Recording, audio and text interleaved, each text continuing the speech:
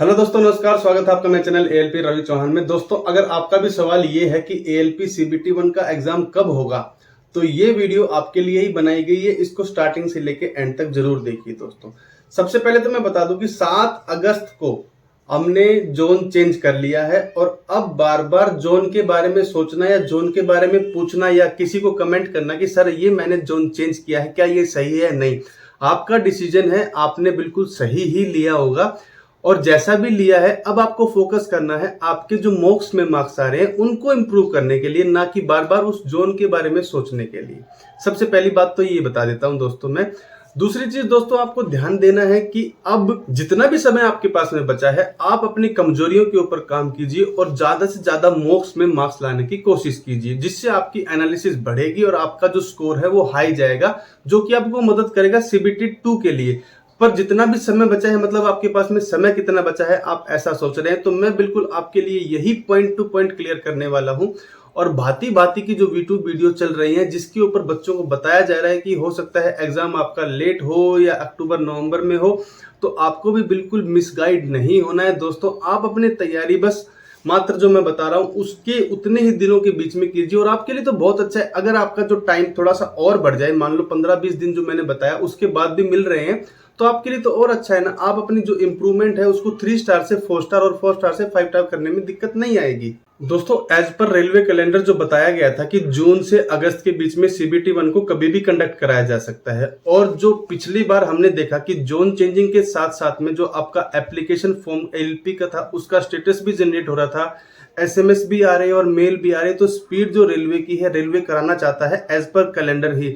तो मुझे ये उम्मीद है कि जो आपका सीबीटी 1 का हॉल टिकट्स या कॉल लेटर्स हैं वो कम से कम आपके 20 से 25 अगस्त के बीच में आ जाने चाहिए और आप उसी हिसाब से अपनी तैयारी को भी मजबूत रखिए, क्योंकि इसके बाद फिर टेक्नीशियन का, एनटीपीसी का, जेई का और ग्रुप डी का भी जो शेड्यूल उन्होंने मेंटेन किया है उसको भी एज पर कैलेंडर मेंटेन करना है। तो सबसे पहले सीबीटी 1 का एग्जाम करंट करना उनके लिए जरूरी है और रेलवे चाहेगा कि एएलपी के एग्जाम के बाद में वो टेक्नीशियन का भी एग्जाम है जो एज पर कैलेंडर ही कराए। तो वो उम्मीद यही है कि दोस्तों आपके अगस्त में कॉल लेटर्स आ जाएंगे और सितंबर के फर्स्ट वीक के बाद कभी भी आपके एग्जाम सीबीटी 1 के कराए जा सकते हैं, क्योंकि मात्र 19 लाख बच्चे हैं और 19 लाख बच्चों का एग्जाम कराना मात्र 5-6 दिन में संभव हो सकता है अगर 2-4 शिफ्ट के अंदर इसको कराया जाए तो। ऐसा ही पिछली बार 2018 के अंदर भी देखा गया था। इसी तरह फरवरी के अंदर 2018 में नोटिफिकेशन आया था और अगस्त और सितंबर के बीच में ही आपका एग्जाम को कंडक्ट कराया गया था।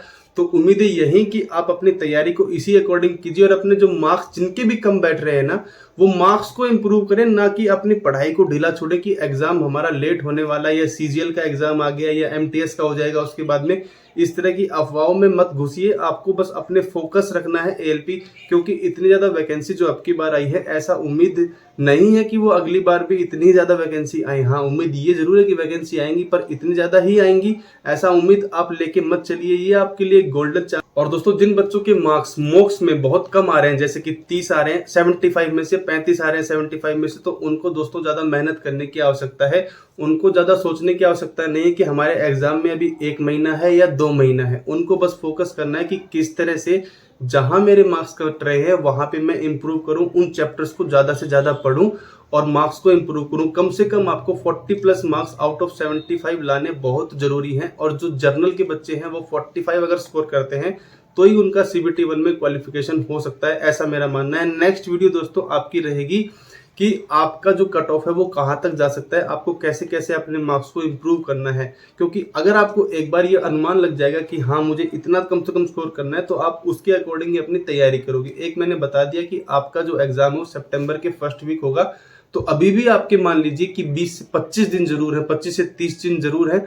तो अभी भी आप तैयारी करेंगे ना दोस्तों, तो अपने लेवल को बढ़ा सकते हैं, इंप्रूव कर सकते हैं। और जिन बच्चों के 50 प्लस मार्क्स आ रहे हैं, चाहे वो किसी भी जोन से फॉर्म भरा है, उनको मैं एक अपनी पर्सनल सलाह जरूर दूंगा कि वो अभी से थोड़ा थोड़ा सीबीटी 1 और ट्रेड अगर कमजोर है तो ट्रेड के बारे में थोड़ा थोड़ा पढ़ना स्टार्ट कर सकते हैं। साथ ही साथ एक सलाह और दूंगा दोस्तों मैं, कई बच्चे क्या है केवल एक प्लेटफॉर्म पे ही मॉक लगाते हैं और वहां पे अगर आसान क्वेश्चन दिए हुए तो वो अपने उन आसान क्वेश्चन को ही अपना लेवल समझ लेते हैं। ऐसा नहीं करना है, आपको कम से कम 1 से 2 मॉक जो प्लेटफॉर्म है उन पे तो लगाना ही लगाना है। अगर आप टेक्स्ट बुक पे लगाते हैं तो आप प्रेप एप्लीकेशन, जहां पे अच्छे लेवल के क्वेश्चन आते हैं, जहां से आप अपने लेवल को भी पता लगा सकते हो कि मेरा लेवल कहाँ पे एग्जिस्ट करता है। मॉडरेट क्वेश्चन आते हैं, मीडिएटिंग क्वेश्चन आते हैं, तो वहां पे भी आप अपने मॉक्स को लगा सकते हो।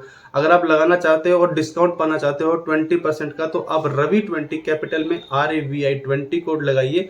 199 का मात्र आपको मिलेगा पूरे 1 साल के लिए। मतलब आपको 1 रुपए से भी कम प्रतिदिन में वो पढ़ने वाला है और आप हर प्रकार के रेलवे के एग्जाम को, SSC के एग्जाम को, उसके मॉक्स को लगा सकते हो। इंपॉर्टेंट बात ये है दोस्तों, उसके अंदर आपको जब पता चले कि हाँ मेरे इस पर्टिकुलर मॉक के अंदर इस सब्जेक्ट में नंबर सिस्टम में मार्क्स कम आए हैं, तो आप नंबर सिस्टम के सब्जेक्ट को इम्प्रूव कीजिएगा, चैप्टर को, और फिर उस पर्टिकुलर नंबर सिस्टम के चैप्टर के टेस्ट लगाने के लिए भी आप टेक्स्ट बुक में आपको 199 के अंदर ही दिया है। मतलब चैप्टर वाइज भी आप टेस्ट लगा सकते हो। तो प्रेप एप्लीकेशन को डाउनलोड कर लीजिए, लिंक चाहिए तो उसका डिस्क्रिप्शन में है, और रवि20 कोड लगाना मत भूलिए दोस्तों।